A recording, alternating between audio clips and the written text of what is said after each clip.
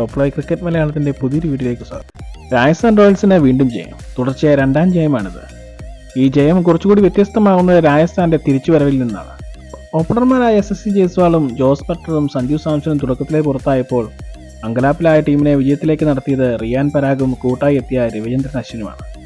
Power ഹിറ്ററായി മാറിയ Ashwin bowling മാത്രമല്ല ബാറ്റിംഗും വേണ്ടി വന്നാൽ അമ്പയറിംഗും തനിക്ക് വശമുണ്ടെന്ന് തെളിയിക്കുകയാണ്. അശ്വിൻ തന്നെ ഏൽപ്പിച്ച ജോലി ഭംഗിയായി തീർന്നു. 19 പന്തിൽ 29 റൺസ് നേടി.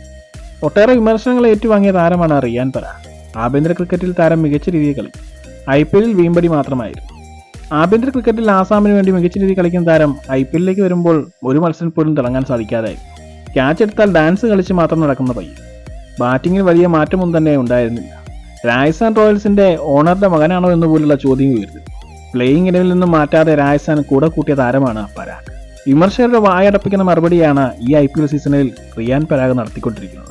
പഴയ റിയാൻ പരാഗ് അല്ല, രൂപത്തിലും ബാറ്റിങ്ങിലും താരം ആഭ്യന്തര ക്രിക്കറ്റിൽ റൺസ് വാരിക്കൂട്ടിയ താരമാണ് റിയാൻ പരാഗ്. IPL ആദ്യ മാച്ചിൽ സഞ്ജുവിനൊപ്പം കട്ടയ്ക്ക് നിന്ന് മികച്ച ഇന്നിംഗ്സ് കാഴ്ചവെച്ചു. രണ്ടാം മാച്ചിൽ ഒരു മാച്ച് വിന്നിംഗ് ഇന്നിംഗ്സ് ആണ് കാഴ്ചവെച്ചത്. തന്നെ കൂടെ കൂട്ടിയ രാജസ്ഥാൻ റോയൽസിന് തന്നിലർപ്പിച്ച വിശ്വാസത്തിന് അർഹിക്കുന്ന നന്ദി പ്രകടനമായിരുന്നു ഇത്. 45 പന്തിൽ 84 റൺസ്. താരത്തിന്റെ ഇന്നിംഗ്സ് ആണ് രാജസ്ഥാൻ റോയൽസിന് നല്ലൊരു ടോട്ടൽ പടുത്തുയർത്താൻ സാധിച്ചത്.